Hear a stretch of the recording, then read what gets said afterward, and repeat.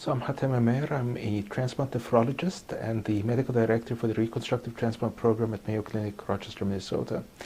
And today I'm talking about a publication that's coming out in the January issue of Mayo Clinic Proceedings, and it's called The Application of a New Paradigm for Cytomegalovirus Disease Prevention in Mayo Clinic's First Phase Transplant. And in 2016, we performed Mayo Clinic's first phase transplant. This was a CMV mismatched transplant. The donor was exposed to CMV and carried the virus in some of his cells. The recipient was never exposed. When we came to accept this donor, we asked ourselves, should we accept a CMV mismatched transplant? That is, take someone who is a donor who's been exposed to CMV and take their tissues and transplant them in someone who was never exposed to the virus. Many factors go into this, and although a phase transplantation by itself is not a life-saving transplant, and there is not a large waiting list of individuals waiting for transplantation, and one can posit that we can wait for a CMV negative donor. Many factors go into the compatibility between the donor and the recipient in phase transplantation: tissue typing, EBV status, as well as the bone structure and the skin tone. And looking at the donor's characteristics, it became very evident that this was a very well matched from a surgical perspective to our recipient, and would offer our recipient an excellent appearance and outcome. And as such, it was important for us to come up with a plan of how to mitigate the risk of the CMV infection following the transplant. As you can see from these pictures, the ultimate appearance has been very favorable, and the patient has been very grateful for it. It did necessitate very careful planning for management of the potential for primary CMV infection following the transplant. Essentially, we brought together a group of individuals with expertise, including Dr. Aznabli and Dr. Mardini, who's the surgeon, and myself. And the plan was to administer prophylactic ganciclovir, transitioning to oral valganciclovir when the patient was able to take oral medications for a minimum of 6 months.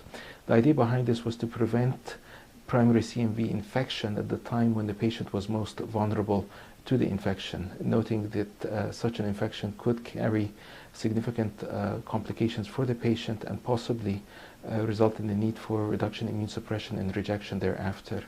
We continued to monitor the patient starting at 4 months following the transplant with a new assay that measures CD8 competence as well as CMV-specific CD8 competence. Initially, we started seeing overall CD8 competence, but no CMV-specific CD8 competence. This was not unexpected because the patient was being suppressed, and as such the virus was not replicating. The plan was to try and continue with the prophylaxis beyond the 6 months. This, however, became limited due to the development of significant leukopenia, which is a low white cell count that required support with growth factors. At that point, we elected to discontinue the valganciclovir, monitor the patient preemptively with regular CMV PCR tests. As expected, the virus did begin to replicate. When asymptomatic replication was detected, we commenced treatment with oral valganciclovir. Essentially, with only 2 weeks of treatment, the virus was suppressed, and we could demonstrate that the patient developed CMV competent CD8 positive cells. He also developed immunoglobulins against the CMV virus. This manifested to us that he was able to mount a competent response against the CMV, and as such he would be safe from the infection at that point.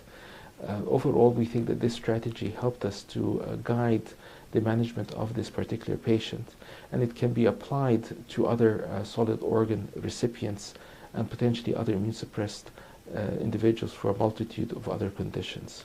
So overall, we believe that this is a way of managing patients who are at increased risk for primary CMV infection, particularly individuals with the CMV mismatched transplants, which is the donor being positive, recipient negative, especially in high-stakes situations where during the immune suppression may result in significant rejection or possibly sensitization in the development of antibodies that would curtail the longevity of organs. We hope you found this presentation from the content of Mayo Clinic Proceedings valuable. Our journal's mission is to promote the best interests of patients by advancing the knowledge and professionalism of the physician community. If you are interested in more information about us, our homepage is www.mayoclinicproceedings.org. There you will find access information for our social media content, such as additional videos on our YouTube channel or journal updates on Facebook. You can also follow us on Twitter. More information about healthcare at Mayo Clinic is available at www.mayoclinic.org. This video content is copyrighted by Mayo Foundation for Medical Education and Research.